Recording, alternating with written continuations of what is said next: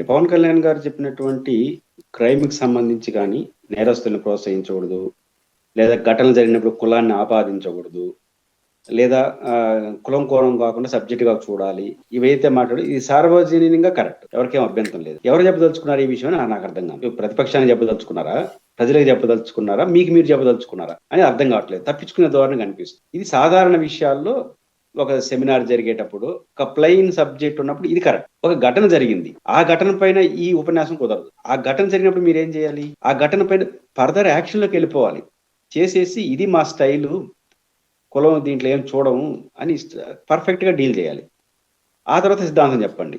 ఈ సబ్జెక్ట్ మీద జగన్మోహన్ రెడ్డి గారు వాళ్ళ తల్లిని కలిసేంత వరకు కోర్టులో హేబియస్ కార్పస్ పిటిషన్ 29 తేదీతో వాయిదాకు వచ్చేట్టుగా ఉంది. అది అది ఒక పిటిషన్ వేసిన వారాలు జరిగిన ఇంతవరకు ఒక పిటిషన్ వేయకుండా జగన్మోహన్ రెడ్డి గారు కలిసేంత వరకు ఒక వాదన. జగన్మోహన్ రెడ్డి గారు వాళ్ళ తల్లిని కలిసిన తర్వాత అంతకుముందు సస్పెండ్ చేసినారు. ఆ తర్వాత మర్డర్ కేసు సాక్ష్యాలు తెలిపేసిన కేసు ఇప్పుడు తాజాగా సిట్ వేస్తున్నారు అంటున్నారు. ఇదేదో ముందే చేసి ఉండొచ్చుగా. ఎందుకు వేస్తున్నారు? అటు ఒత్తిడి వస్తే వేసేస్తారా? కాబట్టి పవన్ కళ్యాణ్ గారు వీటికి సమాధానం చెప్పాలి. మీ ప్రభుత్వం సాఫీగా తన పని తాను చేసుకొని పోయి ఉంటే ఇప్పుడు ఆ తల్లి ఏబిఎస్ కార్పొరేట్ ఇచ్చింది.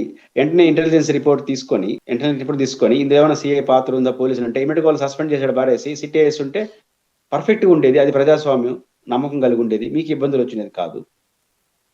వివాదం అయిన తర్వాత సిట్ వేస్తున్నారంటే ఏం జరిగినట్టు అంటే సమాచారం ఉండదా? ప్రభుత్వానికి ఎవరు ఏం చేశారు? ప్రభుత్వ అజమాయిస్తున్న పోలీసులో ఏం జరిగింది కూడా ప్రభుత్వానికి తెలియదా?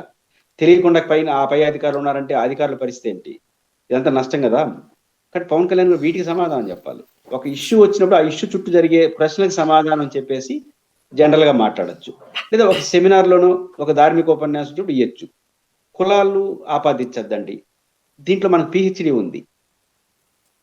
మనం నోబెల్ ప్రైజ్ గ్రహీతలు తీసుకోవచ్చు. Nobel personality. మనం కులాన్ని దేనికి ఆపాదించలేదు. మీరు జగన్మోహన్ రెడ్డి గారు రాష్ట్రంలో 4 ప్రాంతాలకి 4 ఇన్ఛార్జీలు పెట్టారు.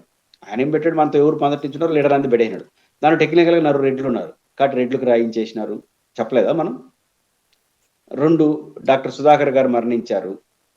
దాన్ని ఏమని ట్రీట్ చేసినాం? డాక్టర్ సుధాకర్ గారు అని అన్నామా? దళిత డాక్టర్ అన్నామా? ఆ డోర్ డెలివరీ రిలేటెడ్ ఇష్యూలో మనం డోర్ డెలివరీ ఆడి వరకు బాగానే మాట్లాడినారు. మరి దాంట్ కేసులో దళిత డ్రైవరు అని పదం ఎవరు వాడారు? దళిత డ్రైవర్ సంథింగ్ ఎవరు వాడారు? ఎక్కడ కులాన్ని ఆపాదించింది జగన్మోహన్ రెడ్డి గారి పిల్లలు మీరు ఎక్కడ చెప్పండి? ప్రతి చోట ఆపాదించారు. జగన్మోహన్ రెడ్డి గారి కులాన్ని ఆపాదించారు. మనం కుల రాజకీయాలు చేయలేదా? రోజు చేస్తాం అనేది పని ఏంది? పలానా పార్టీతో పొత్తు పెట్టుకుంటే ఆ కులం ఓట్లు వస్తాయి. పలానా వ్యక్తికి సీట్ ఇస్తే ఆ కులం ఓట్లు వస్తాయి. వేదిక మీద ప్రతి కులానికి సంబంధించిన వ్యక్తి ఉండాలి. ఈ చర్చ ఎవరు పెట్టేది? ప్రతిరోజు రాజకీయ అవసరాల కోసం కులాన్ని రాజకీయ పార్టీలనే అవి చేస్తున్నాయి. నేనేం కాదన్ను, ఎక్కువ తక్కువ. బట్ ఆ పని రోజు మనం కూడా చేస్తా మళ్ళీ మనం మన కుల రాజకీయాల్లో నేను ఒప్పుకోనంటే కుదరదు కదా. 2 మీరు వ్యాఖ్యలు చేయలేదా? మీకు ఎట్ట రాష్ట్ర భావం లేదు కానీ కుల భావన ఓట్లు వేయండి అని చెప్పి అడగలేదా? నాకు ఓటు ఈ కులాల్లో ఓటేసిన అడగలేదా? ఇవన్నీ మీరు చేశారు. కానీ మనం పెద్దన్న పాత్ర పోషించాలి. పెద్దన్న పాత్ర ఏంటి? రాజకీయాల్లో లీడ్ చేయాలి. మనం ఎక్కువ మంది ఉన్నాం కదా అని ఉపన్యాసం చెప్పింది మనమే కదా. కాబట్టి మనకు ఓట్లు రావాల్సి వచ్చినప్పుడు అందుకు అనుకూలంగా మాట్లాడేసి ఇప్పుడు వద్దు అంటే అది కుదరదు. ఇది మొదటి అంశం. కుల రాజకీయాలు చేయమని కాదు. కులం వస్తుంది ముందుకి. రాజకీయం ఉంది. ఇప్పుడు మీరు వైసీపీ గవర్నమెంట్ లో ఉన్నప్పుడు ప్రతిదాన్ని కులం కోణంతో చూసినారు. ఇప్పుడు వాళ్ళు కులం కోణంతో చూస్తున్నారు. టెక్నికల్ గా కాపు కావడం తప్ప అన్యాయం కదా. ఆ చనిపోయిన తీరు, చంపేసిన తీరు, పోలీసులు వ్యవహరించిన తీరు, ప్రభుత్వం రియాక్షన్ ఇవన్నీ చూసినప్పుడు చాలా దుర్మార్గంగా జరిగింది. భయపెట్టేట్టుగా జరిగింది. వాళ్ళు అదనంగా మాట్లాడి దాన్ని కాపు అని మాట్లాడారు అంతే. మిగతాంతా జరిగిందంతా నిజం కదా. కాబట్టి ఆ కేసులో కాపు అనే పదం వస్తుంది. మిమ్మల్ని టార్గెట్ చేస్తూ కూడా వస్తుంది. వదలరు కదా. మిమ్మల్ని ఎందుకు టార్గెట్ చేయరు? చేస్తారు, ఖచ్చితంగా చేస్తారు. ఎందుకు చేస్తారంటే రాజకీయ నాయకుడు. మీరు గతంలో చేయలేదా? ఇప్పుడు మేము పలానా డ్రైవర్ హత్యకి సంబంధించి పరామర్శకు వెళ్ళను అనేది రాజకీయ విమర్శ కదా. అది ఎందుకు వచ్చింది ఇప్పుడు ఈ టాపిక్ లో? వచ్చింది కదా. కాబట్టి మీరు రాజకీయ వాళ్ళు రివర్స్ ఆచింది. అవును, నేను వాళ్ళ దగ్గర పోయినాను, ఇప్పుడు పాటు ఆ తల్లి దగ్గర పోయినా నువ్వు కూడా దగ్గర పోతున్నావు అడగడా? ఖచ్చితంగా రాజకీయాలు మీరు ఒక మాట వాళ్ళు ఒక మాట అంటారు. నేను మాత్రం అందరినీ అంటాను, నన్ను మాత్రం ఊరు అనద్దంటే అది కుదరదు. క్రిమినల్ రాజకీయాలకు రానివ్వం. ఎవరు రమ్మించమన్నారు? క్రిమినల్ రాజకీయాలకు రాకుండా ఉండాలంటే మీ చేతిలో లేదు. పవన్ కళ్యాణ్ గారికి నిబంధనలు ఎంత తెలుసో నాకు తెలియదు కానీ క్రిమినల్స్ రాజకీయాలు ఒప్పుకోను. మీ చేతిలో ఓడిచ్చాడు. ఎప్పుడు రానియరంటే మీ చేతిలో ఉన్న ఒక పని చేయండి. వాళ్ళ క్రిమినల్స్ అని నిరూపించేసేయండి. కేసుల్లో ఉంటారు కదా, ఫాస్ట్ ట్రాక్ కోర్టులు పెట్టేసి సమ్ XYZ ఒక 2 ఏళ్ళు శిక్ష వేసేసారనుకోండి, శిక్ష అనుభవించారనుకోండి, వెంటనే వాళ్ళు పోటీ చేయడానికి అర్హత ఉండదు. అది తప్ప నువ్వేం చేయలేవు. 100 కేసులున్నా మన ముఖ్యమంత్రి గారు బెయిల్‌లో లేరా? జగన్మోహన్ రెడ్డి గారు బెయిల్‌లో లేరా? రేవంత్ రెడ్డి గారు ఎన్ని కేసుల్లో ఉన్నారు? ఆయన టాప్ కేసులు ఉన్నాయి. కాబట్టి కేసులు ఉంటే ఏం కాదు, మీరేం చేయలేరు. 100 కేసులున్నా శిక్ష పడితే 2 ఏండ్లు ఆ పైన అప్పుడు పోటీ చేయడానికి అర్హత ఉండదు. శిక్ష వేసేయండి. ఆ పని చేయకుండా నేను ఒప్పుకోను, మీరు ఒప్పుకోనంటే మీ పార్టీలో ఒప్పుకోకపోవచ్చు. నిలబడే వాళ్ళు నిలబడతారు. మళ్ళీ ఏం చేస్తారు? కాబట్టి ఏమి సాధ్యమో అది చెప్పరు. ఏది అసాధ్యమో, ఏది ఉపరితల విన్యాసాలు అంటారు కదా, ఆ రకంగా చేసుకుంటూ ఉంటే లాభమే ఉంది. కాబట్టి మీరు చెప్పే విషయాలు కరెక్ట్ కావచ్చు, ప్రాక్టికాలిటీ మీరు చేసి చూపించాలి. అంటే పవన్ కళ్యాణ్ గారు అది కొంచెం ప్రెస్టేషన్ గురవుతున్నాడు అనిపిస్తుంది చరణ్ గారు నాకు.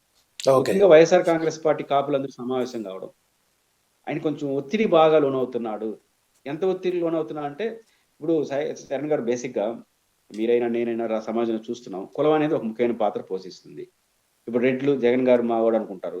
మిగతా వాళ్ళు వేయలేదంటే మిగతా అందరూ వేస్తే ఆయన ముఖ్యమంత్రి అయినాడు గతంలో. చంద్రబాబు నాయుడు గారు నాయుళ్ళు మావాళ్ళు అనుకుంటారు. మిమ్మల్ని కాపులు మావాళ్ళు అనుకుంటారు. ఇది చాలా సాధారణ విషయం. వాళ్ళిద్దరు మమ్మల్ని అనుకోవద్దని చంద్రబాబు గారు, జగన్ గారు మమ్మల్ని అనుకోమని చెప్పలేదు, మమ్మల్ని అనుకోవద్దని చెప్పలేదు. కానీ అనుకుంటుంది ఆ కులం మావాడు అనేసి అనుకుంటుంది. నాకు అనుకోవద్దని మీరు మాట్లాడుతూ ఉంటే, ఇప్పుడు ఆ అభిప్రాయాలు కలిగిన వాళ్ళు మీకెందుకు ఓటేయాలి? మావాడు ముఖ్యమంత్రి అయితే బాగుంటుందని కొంతమంది అనుకుంటారు కులపరంగా.